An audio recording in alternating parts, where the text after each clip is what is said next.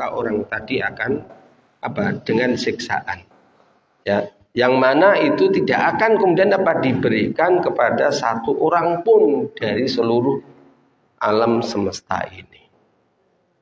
Jadi nanti Bapak Ibu-ibu, apa yang dilakukan oleh kita itu kita akan menunai, ya. Menunai, iya, kita akan mendapatkan balasannya, ya. Dan itu tidak akan terlewatkan, walaupun mungkin kan sekarang ini banyak orang tertipu. Mereka pengen selamat, tapi melakukan kejahatan lagi. Nah ini ya, teruskan apa yang terjadi tadi malam itu, ya. Maka itu tidak akan kemudian tidak ada satupun orang yang di alam semesta ini bisa menanggulanginya.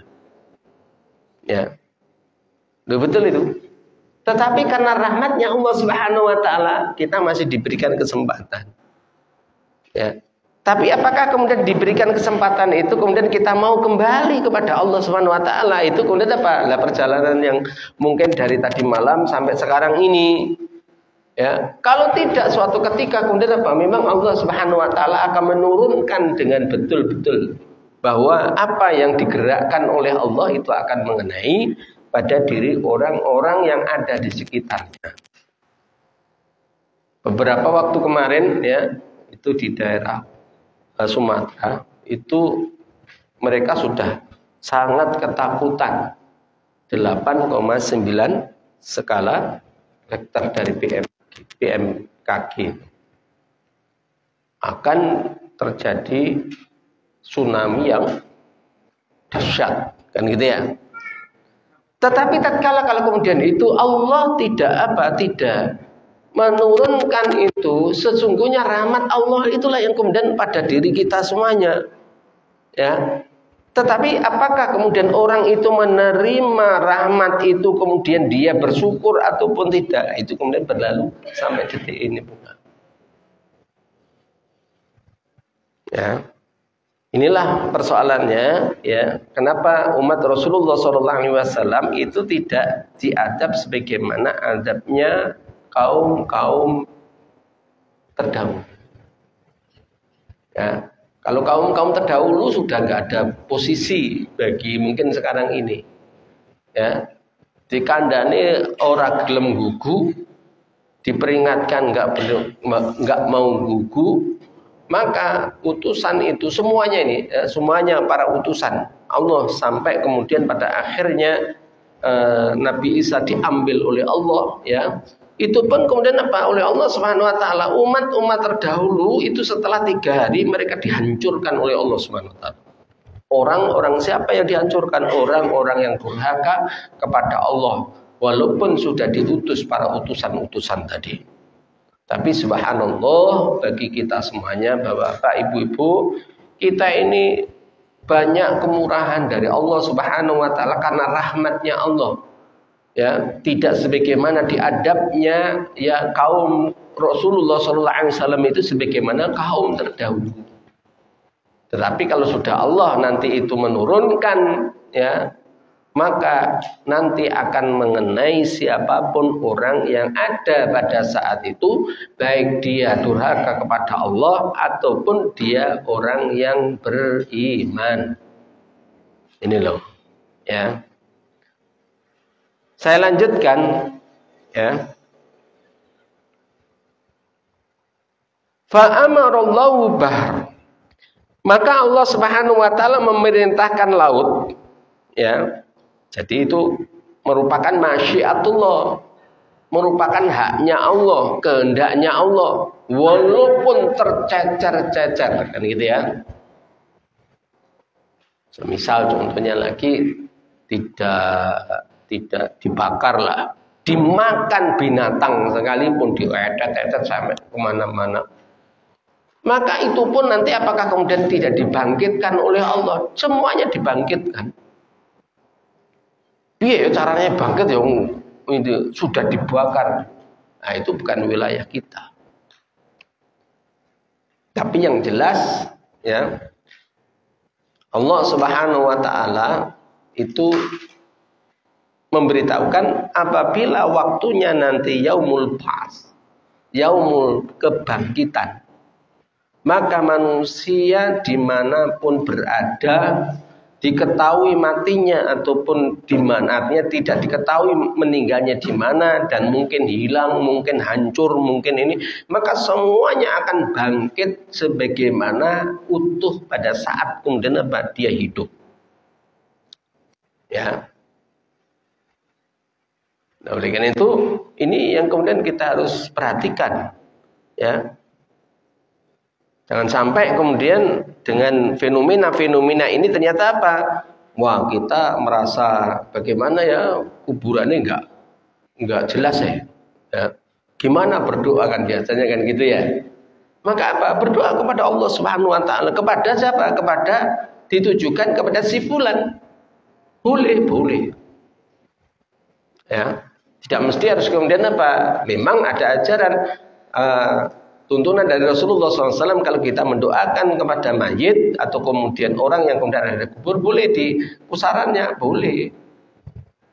Ya, ini saudara. Hanya saja mendoakan tidak mesti kemudian apa? Mesti di atas pusarannya. Ya, saya lanjutkan. Fajama'a ma fihi, maka Allah Subhanahu wa taala ia mengumpulkan abu-abu yang ada padanya. Artinya abu-abu walaupun itu dilempar ke lautan, itu bercampur dengan air, airnya sudah dibawa ke mungkin ke kutub sampai ini, maka apa yang terjadi? Allah memerintahkan dengan mudahnya. Ya, dengan mudahnya iya. Karena semua yang terjadi di alam semesta ini, sekali lagi Bapak Ibu-Ibu, tidak lepas dari apa yang menjadikan masyiatullah, kehendaknya Allah Ta'ala, dengan izinnya Allah Subhanahu wa Ta'ala. Contohnya lagi, ya ini sebuah realita yang terjadi di Palestina sekarang lah ya. Kenapa orang-orang Palestina tidak mau kemudian keluar dari Palestina? Pemahaman yang sangat sederhana. Kalau Allah itu kemudian apa? Memang betul-betul nanti akan mewafatkan, maka apa? Maka di situ adalah kematian saya. Lebih-lebih kematian syahid, karena yang berurusan dengan situ adalah orang-orang Yahudi yang oleh Allah dilaknat oleh Allah Subhanahu wa taala, dan saat sekarang ini mereka berperang dengan mereka. Artinya apa? Peluang syahid itu di situ. Ya. Jadi ditawari. Ya, tawari. Dan memang sebuah keajaiban. Ya.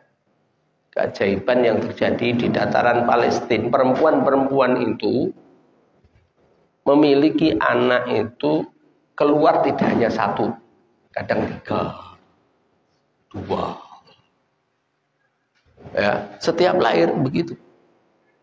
Sehingga keluarga itu ya seperti orang dulu, anaknya 10, 15. Suaminya istri lagi, anaknya 25.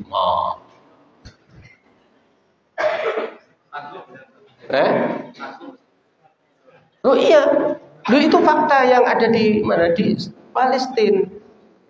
Dan mereka tidak merasa terbebani. Nggon kene. Bojo siji ngomong gini, bojo siji rantek-entek kok. Kan gitu ya. Wele anake akeh, kok pangane opo iku, Pak? Pangane sego. Mulai piye? Dudu panganan ya Allah. Ya. Memang aneh orang Indonesia. Subhanallah.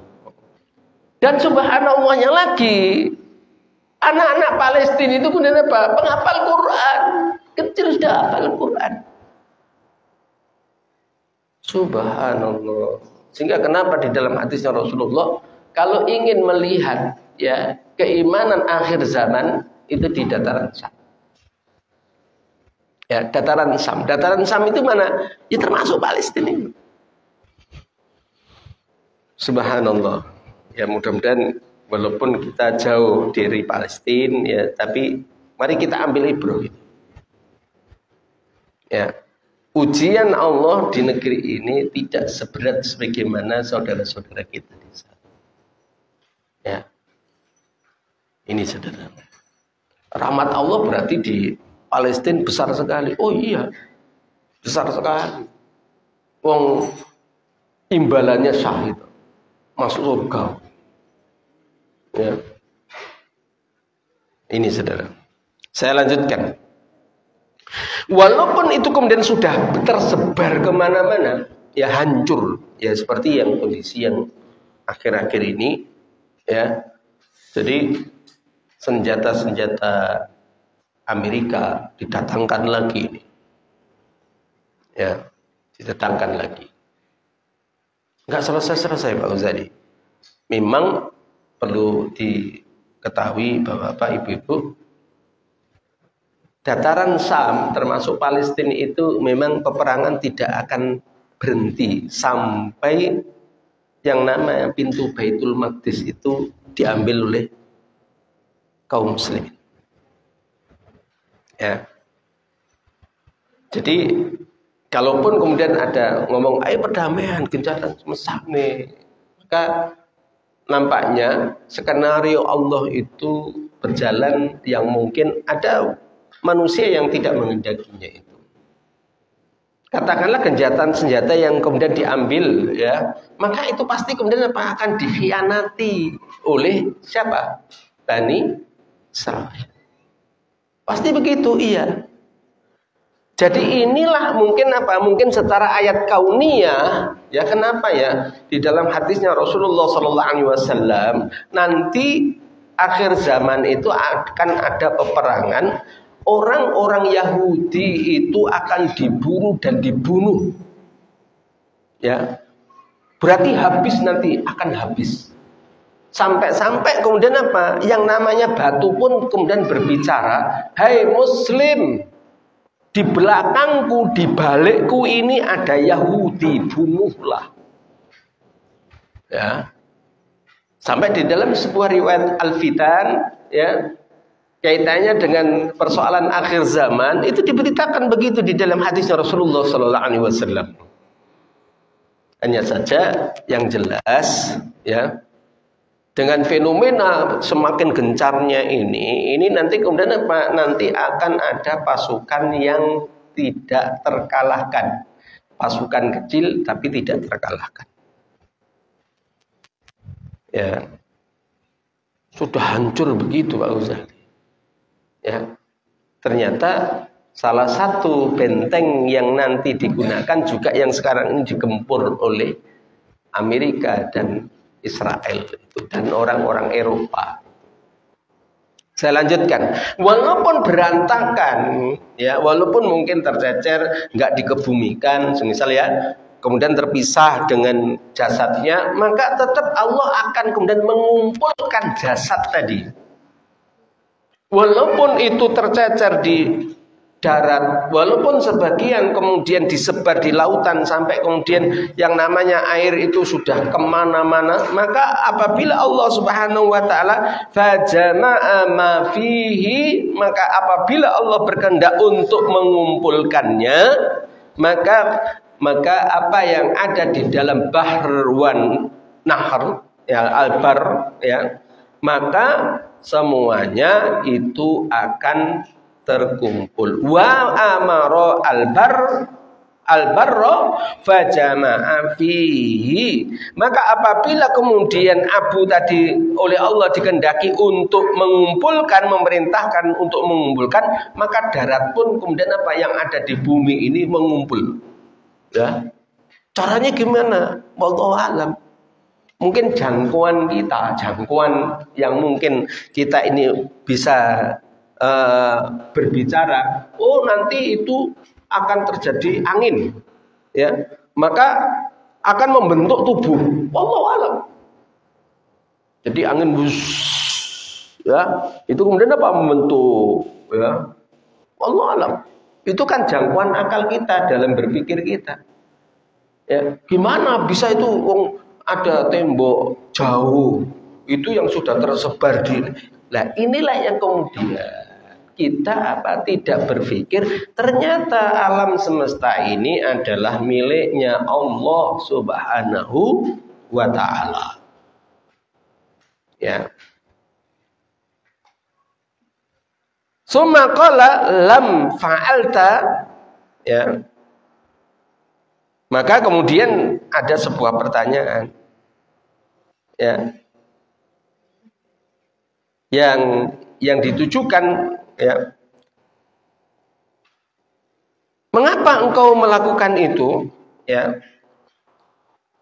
Maka dijawab oleh seseorang tadi, qala min khasyatika, karena saya takut kepadamu, ya. Wa anta a'lamu, dan ya engkau lebih mengetahui. Faghfara lahu, maka Allah mengampuninya. Subhanallah, artinya orang-orang yang kemudian mereka itu ditakdirkan, ya, jika Allah Subhanahu wa ta'ala itu mentakdirkan terhadap seseorang, ya, mereka akan mendapatkan kemuliaan, maka dia akan mendapatkan kemuliaan tadi, ya.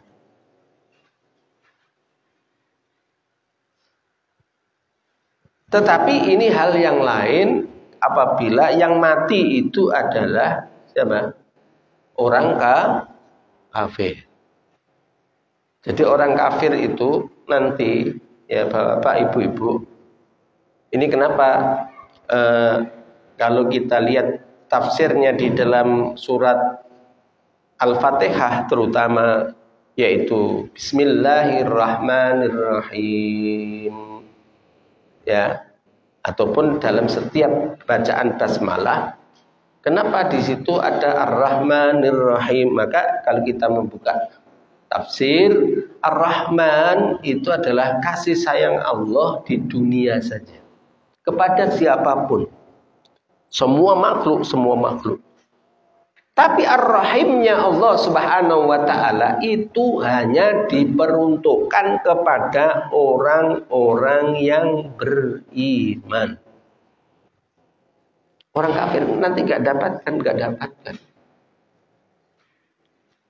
Bagaimana Pak Ghazali kalau kemudian orang yang mati tadi kemudian yang dibakar itu adalah orang kafir, apakah kemudian mereka akan menyatu pula dengan kehendaknya Allah? Kemudian apa? Mereka akan kemudian menyatu dan kemudian nanti akan disiksa oleh Allah Subhanahu wa ta'ala. Ini Bapak Ibu. Ada pula yang kemudian menafsirkan di dalam hadis ini, ya, dengan dua takwilan, ya. Yang pertama, jika Allah menakdirkan, ya, menakdirkan siksaan untukku, katanya, gitu ya. Ini takwilan yang dimaksud di dalam kelompok itu, yaitu Allah Subhanahu wa ta'ala telah menetapkan, maka itu adalah qadarnya Allah Subhanahu wa ta'ala, yang mana di situ itu adalah kehendaknya Allah, ya.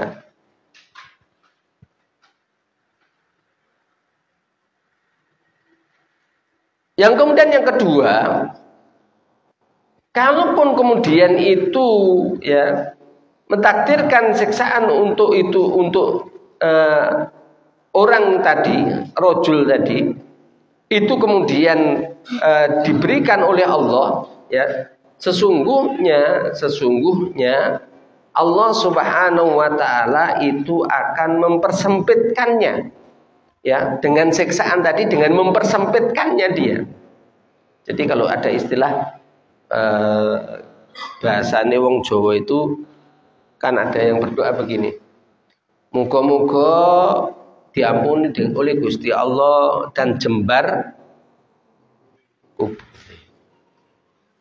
kubure, lek kuburan ya segitu. Tetapi apa? Dia tidak merasa sempit.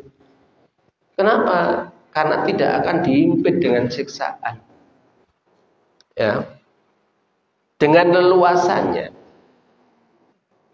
Terus bagaimana untuk supaya kita ini lapang di tanah, di tempat kubur itu? Ya mari kita masa-masa kita diberikan kesempatan dalam kehidupan dunia ini, kita banyak beramal soleh. Jangan ada sesuatu yang kemudian kita nafikan, kita tolak, kita jauhi kaitannya dengan kebaikan-kebaikan. Ya, berbuat baliklah kepada siapapun orangnya, terutama kemudian apa? Orang-orang yang beriman kepada Allah Subhanahu wa ta'ala. Jangan sebaliknya, dengan orang-orang beriman malah musuhi, tetapi kalau dengan orang kafir malah langkur-langkuran. Ini jangan, ini kebalikan. Ya, ini terbalik, maksudnya begitu. Ya. Oleh karena itu, Bapak, Ibu-ibu yang dimuliakan oleh Allah Subhanahu wa taala, ya. Maka apa yang kemudian disebutkan di dalam hadis ini, maka sesungguhnya kekuasaan Allah lah yang ada di situ semuanya. Baik itu kematian yang mana orangnya tadi sudah menjadi abu, ataupun kemudian tercecer-cecer dan tidak diketahui di mana tempat meninggalnya. Ya. Maka apa? Allah Subhanahu wa ta'ala dengan kuasanya Allah tetap mereka akan dibangkitkan. Ya. Semisal meninggal di laut. Ya. Meninggal di laut, ya. Karena perjalanan lama, maka menguburnya di laut. Menguburnya di laut gimana? Ya dicemplung nih, plung. Ya. Itu juga mengkubur, iya. Dipangan iwak gimana? Apakah dia nanti akan dibangkitkan pula? Iya. Ataupun kemudian tubuh ini terdampar di mana lah gitu, maka akan dibangkitkan oleh Allah Subhanahu wa ta'ala. Lu nantilah berkumpul piye? Ya, jangan katakan berkumpul piye, tempatnya saja nanti di padang mahsyar gitu kita belum tahu kok. Dan itu wilayahnya Allah Subhanahu wa ta'ala. Dan kita tidak perlu kemudian berpikir apa nanti itu tempatnya di Saudi ya. Enggak usah berpikir itu. Selama sesuatu yang sifatnya mughayyab, sifatnya ghaib, dan Allah Subhanahu wa ta'ala tidak memberitakan kaitannya dengan itu, enggak usah dipikir.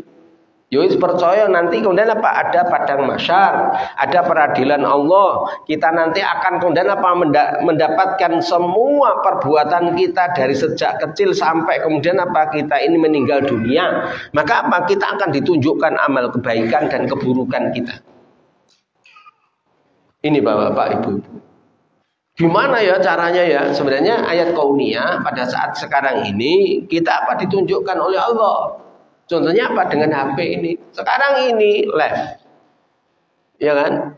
Dan itu bisa disimpan. Dan wujudnya panjenengan semuanya sudah ada di rekaman itu. Ya. Berarti Allah ini punya rekaman seperti itu. Lebih dari itu maksudnya gitu. Enggak perlu ada CCTV, enggak perlu. Ya, panjenengan semuanya, baik itu sendirian ataupun bersama orang, berkumpul ataupun terpisah sendiri-sendiri, terpencil atau kemudian itu ada di kutub sana, maka Allah Subhanahu wa ta'ala telah memantaunya. Ya. Dan itu tidak ada sesuatu yang bergeser sedikit pun dari sesuatu yang kemudian pantauan Allah Subhanahu wa ta'ala. Kalau nanti sing kececer kaitannya dengan videonya itu, ya. Dan sesuatu yang perlu kita juga pahami, bapak-bapak, ibu-ibu, di dalam hadis qudsi itu ya. Nanti suatu ketika, ya, memang manusia ini ada pada waktu di padang mahsyar. Itu mereka ada yang tenggelam itu sampai di mata kakinya. Banjir Pak Ghazali. Iya banjir. Tapi bukan banjir sebagaimana yang kita pahami banjir bandang. Itu enggak. Ada yang kemudian sampai lututnya. ada yang sampai pinggulnya, ada yang sampai baunya, ada yang itu seluruh tubuhnya dia kelelep, dia tenggelam. Ya, dari apa? Dari keringat yang itu berkucur pada dirinya. Subhanallah, wallahu alam, gimana itu bisa kelelep. Wallahu alam, kita mungkin ingatan kita sesuatu yang terlintas pada kita, oh ini nggak bisa jatuh ke tanah, itu ngumpul semuanya. Wallahu alam. Karena dalam hadis itu kemudian tidak diberitakan, oh banjir bandang, enggak. Tetapi apa? Banjir pada diri seseorang itu yang oleh Allah ditenggelamkan, yaitu sampai kemudian dari mata kaki sampai kemudian seluruh tubuhnya. Wallahu a'lam bishawab. Oleh karena itu, ya, kok bisa begitu? Ya karena penyesalan, ya, terjadi ketakutan, penyesalan, apalagi ingat dengan janji Allah. Ya, karena nanti di padang mahsyar itu Bapak Ibu, ada orang yang sangat takut. Kenapa kok takut? Karena apa yang diberitakan oleh Allah Ta'ala itu semuanya teringat. Dan pada saat itulah yang kemudian apa? Tidak ada sesuatu yang bisa kita akan tutup-tutupi dan kita tidak akan bisa mengkelabui kecuali hanya menerima terhadap apa yang telah kita tanam dalam kehidupan selama kita dalam kehidupan dunia ini. Ya. Ada satu golongan yang kemudian apa? Dia sangat bahagia. Kenapa? Karena dia berharap sebagaimana janji yang telah diberikan oleh Allah Subhanahu wa taala dan Rasulnya, dan dia sangat berharap ingin berjumpa dengan Rasulnya, dengan Allah Subhanahu wa taala. Semoga kita semuanya termasuk golongan yang kedua ini. Amin amin ya rabbal alamin. Sesuatu yang indah. Ya, sesuatu yang indah kemudian apa? Yang itu diharapkan oleh orang-orang yang beriman. Lebih-lebih kalau di dalam bahasan kita al-haudnya Rasulullah sallallahu alaihi wasallam, ya, dari bab yang telaga Rasulullah sallallahu alaihi wasallam, siapa yang mendapatkan air telaganya Rasul? Hanya orang-orang yang masuk surganya Allah, dan kemudian apa? Mereka yang menghidupkan sunnahnya Rasulullah sallallahu alaihi wasallam. Karena tidak semuanya itu akan meminumnya. Ada dalam sebuah riwayat Bapak Ibu-ibu, orang-orang ahli surga yang kemudian yang disebutkan oleh Rasulullah ikhwani, itu kemudian apa? Pada saat itu oleh Rasulullah SAW disambut di pintu surga. Ya, sedang pintu surga itu di dalam sebuah riwayat yang ada di dalam hadis ini kemudian apa? Lebarnya itu, ya, di dalam kalau perjalanan sekian puluh tahun pintu surga. Ya. Juga di dalam kitab tauhid imam yang ada Al-Iman ini, ya, orang-orang yang mereka itu berdosa, yang mana di dalam benaknya ini masih tersisa atau kemudian ada keimanan walaupun sebesar darah pun, maka apa? Suatu ketika dia akan diambil oleh Allah di neraka, kemudian nanti akan dimasukkan ke surga. Tetapi khusus orang ini, tatkala pertama kali melihat surga, dia merasa mengatakan, oh sudah penuh surga, banyak orangnya. Tetapi kemudian apa? Oleh Allah Subhanahu wa taala dia disuruh masuk surga. Ternyata apa? Subhanallah, apa yang dia lihat pertama kali itu berbeda tatkala kemudian dia itu masuk surganya Allah Subhanahu wa taala. Ternyata sangat luas. Ini Bapak Ibu-ibu. Nah, oleh karena itu, sekali lagi dalam zaman yang ada sekarang ini jangan sampai, ya, iman kita itu tertukar. Halo. Kalau zaman sekarang kan banyak menukar, ya. Bukan tukaran loh, ya. Menukar iman dengan kekufuran. Ya. Dan gampang sekali. Ya. Sehingga kenapa di dalam akhir zaman itu, ya, disebutkan dalam sebuah riwayat hadis, Ataupun kemudian juga di dalam Al-Quran nyatakan pagi harinya beriman, sore harinya kafir. Sangat tragis. Oh iya. Oleh karena itu mari kita berhati-hati. Ya, jangan sampai ya apakah itu perbuatan kita atau angan-angan kita, ya, ataupun ihsan kita ataupun amal kita berlawanan dengan apa yang menjadikan masyiatullah, kehendaknya Allah. Ya. Kenapa kok diberikan wejangan begitu, diberikan nasihat begitu? Jangan-jangan kemudian apa? Kita ini salah melangkah, ternyata apa? Kita naudzubillah ya. Ternyata kemudian apa? Terlempar dengan kekufuran. Kok bisa? Bisa. Lu kan iman Bang Uzani. Lu Al-Quran juga memberitahukan orang beriman pun bisa murtad. Ya, bisa murtad bisa. Apakah ada dalil dalam Al-Quran itu? Panjenengan bisa buka itu di dalam surat Al-Maidah. Ya. Ayat yang ke-54. Surat Al-Maidah ayat yang ke-54. Ya ayyuhalladzina amanu, hai orang-orang yang beriman. May yartadda minkum an dinihi. Barang siapa di antara kalian itu siapa? Ya orang beriman tadi. Tapi tidak menunjuk siapa orangnya, kapan orangnya, itu pada masanya siapa, tidak ditunjuk. Tetapi apa? Konteksnya adalah kum tadi, dhamirnya kembali kepada orang-orang yang beriman, siapapun orangnya, zaman apapun pada saat itu. Maka Allah Subhanahu wa taala mengatakan fasaufa ya'tillahu biqaumin, maka Allah Subhanahu wa taala akan mendatangkan suatu kaum. Nah, ini saya putus di sini aja ya, karena kepentingannya orang beriman itu bisa kufur, bisa kemudian apa? Bisa kemudian jatuh di dalam kekafiran. Ya. Oleh karena itu apa yang mesti harus kita lakukan, Bapak, Ibu-ibu, jangan sampai apa yang kemudian ditunjukkan oleh Allah di dalam hadis ini tidak menjadikan gemingnya kita.